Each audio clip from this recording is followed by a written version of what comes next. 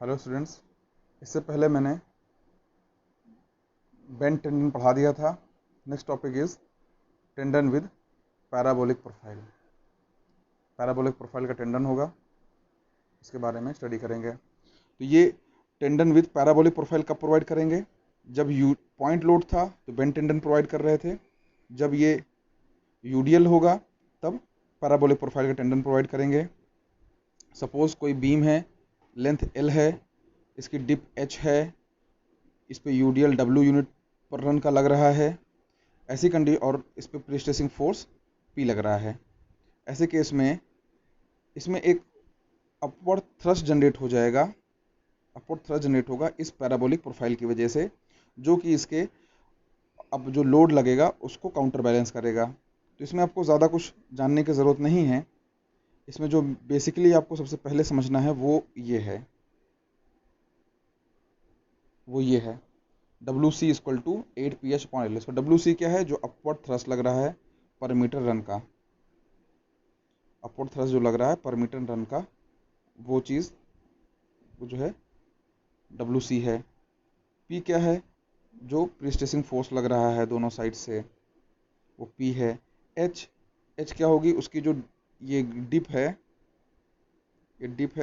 ये एच है। एल क्या है? उसकी लेंथ, जो बीम है उसकी लेंथ, टोटल लेंथ जो है वो एल है। ठीक है, अब हम सीधे न्यूमेरिकल पे जाते हैं इसमें। हाँ, इस पे जो हो नेट डाउनवर्ड फोर्स जो आएगा वो ये आएगा, W माइनस डब्ल्यू सी, जो अप्लाइड लोड होगा माइनस अपवर्ड थ्रस्ट। इसमें क्वेश्चन पे आते हैं। As shown in figure, a prestressed concrete beam provided with tendon having parabolic profile. Parabolic profile provided है यहाँ पे। तो total external load on the beam is 35 kilo newton on whole span पे है 35 किलो न्यूटन, पूरे span पे है। Calculate the external stresses for the mid span section. Mid span section के लिए, इस मिड स्पैन सेक्शन के लिए एक्सटर्नल स्ट्रेसेस जो है, एक्सट्रीम स्ट्रेसेस कैलकुलेट करनी है। द टेंडन कैरीज है prestressing force of 1000 kilo newton. ठीक है, तो cross section as shown in figure, में क्रॉस सेक्शन देख लेंगे, 400 इंटू 600 का है। तो उसके हिसाब से एरिया, ऑलमोस्ट सारे ही क्वेश्चन में यही क्रॉस सेक्शन लिया गया है। एरिया ये 2.4 इंटू 10⁵ आ गया। Z B D square by 6। अगर यहीं पे आई कैलकुलेट करना होता तो आई क्या होता आपका? B D cube by 12। ठीक है, पर अभी क्या है कैलकुलेट करना है? जेड, जेड होता है बी डी स्क्वायर बाई 6 होता है। यह सब आपको पता होना चाहिए, नहीं है तो याद कर लो। तो ये दो वैल्यूज़ आ गई हैं आपको, ये जेड आ गया, ये ए आ गया। एल 6 मीटर गिवन है, ये देखो यहाँ पे। एच 0.1 मीटर, क्योंकि 100 mm था इसमें, ये 100 mm है।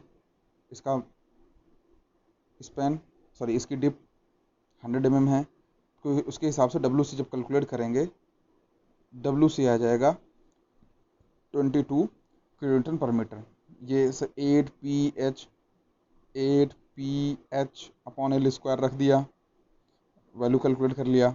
अब इसको नेट डाउनवर्ड फोर्स जब कैलकुलेट करेंगे तो वो आएगा 35 माइनस 22.2, क्योंकि ये जो यूडीएल है वो डाउनवर्ड है, ये थ्रस्ट जो है ये अपवर्ड है। दोनों माइनस होकर के बचेंगे, जो वो क्या बचेगा? 12.78 किलो न्यूटन पर मीटर। ठीक है, ये यूडीएल आ गया। अब इस यूडीएल से मैक्सिमम बेंडिंग मोमेंट निकाल लेंगे। मैक्सिमम बेंडिंग मोमेंट यानी कि मिड पे होता है मैक्सिमम बेंडिंग मोमेंट, WL² / 8, इससे आ गया 57.51। अब अगला क्या करेंगे? बस कुछ नहीं, P/A/M/Z जो करते हैं, P/A plus minus M/Z। Plus minus मैंने कई बार पढ़ा दिया।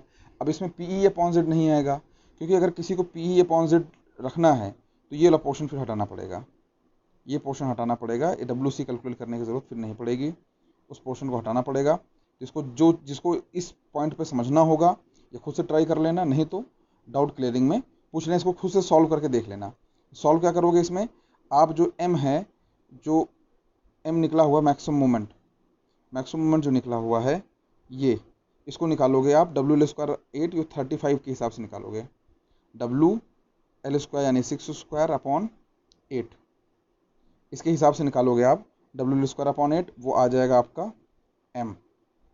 ठीक है, तो m इसके हिसाब से आ जाएगा, तो m बाई जेड करोगे plus minus P E upon Z, तो p की जगह क्या आएगा, p की जगह आएगा 1000 और e की जगह आएगा 100, जो एसेंट्रिसिटी यहाँ पे दिख रही है मिड सेक्शन पे जो एसेंट्रिसिटी दिख रही है वो आएगी यहाँ पे। ठीक है, मिड सेक्शन के लिए, क्योंकि एंड सेक्शन पे 0 है एसेंट्रिसिटी, मिड सेक्शन के लिए एसेंट्रिसिटी वो आ जाएगी। तो यहाँ पे m बाई जेड 35 के अकॉर्डिंग निकाल करके पी ई अपॉन जेड करके आप सॉल्व करना चाहें तो कर सकते हैं, अदरवाइज कोई ज़रूरत नहीं है। सीधा सीधा इसको आपने माइनस कर दिया है, सीधा सीधा आपने यहाँ पे माइनस कर दिया है, ये यहाँ पे भी ख़त्म हो गया, कोई ज़रूरत नहीं है करने की। कहीं पे होगा ऐसा तो कंफ्यूज मत होना, ऐसा भी किया जा सकता है जो मैं बता रहा हूँ पी अपॉन जेड वाले पोर्शन से। ठीक है, इसे सॉल्व कर दिया, सारी वैल्यूज रख दी, पी की जगह 1000, पी की जगह 1000, 1000 10³ क्योंकि किलो न्यूटन था।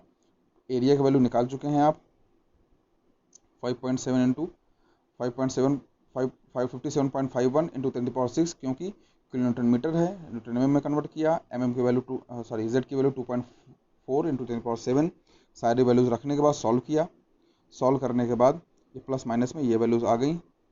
अब इन वैल्यूज़ को आपको एक टॉप वैल्यू एक बॉटम वैल्यूज़ आएंगी, एक 6.57 न्यूटन पर मीटर स्क्वायर, ये टॉप वैल्यू है, 1.77 बॉटम वैल्यू है। इसको जो है ये पी अपॉन ए की वैल्यू, ये वैल्यू आ गई, एम बाई जेड की वैल्यू ये आ गई, दोनों को कंबाइंड वैल्यू ये आ गई टॉप और बॉटम में 6.57 और 1.77। ये हो गया सोल्यूशन इसका। तो अगर किसी को कोई कन्फ्यूज़न होगा तो डाउट क्लियरिंग सेशन मैंने रखा है आज, इससे आप जो है पूछ सकते हैं वहाँ पे। ओके, तो इस तरह से आपका ये पूरा पोर्शन ख़त्म हो गया। अब इसमें जो बचेगा classification and type of pre stressing, जो कि एक लेक्चर में सारा कुछ खत्म होगा क्योंकि थ्योरी पोर्शन है, इसमें ज़्यादा मैं पढ़ाऊंगा नहीं। Classification and types of pre stressing मैं ख़त्म करूँगा। ओके।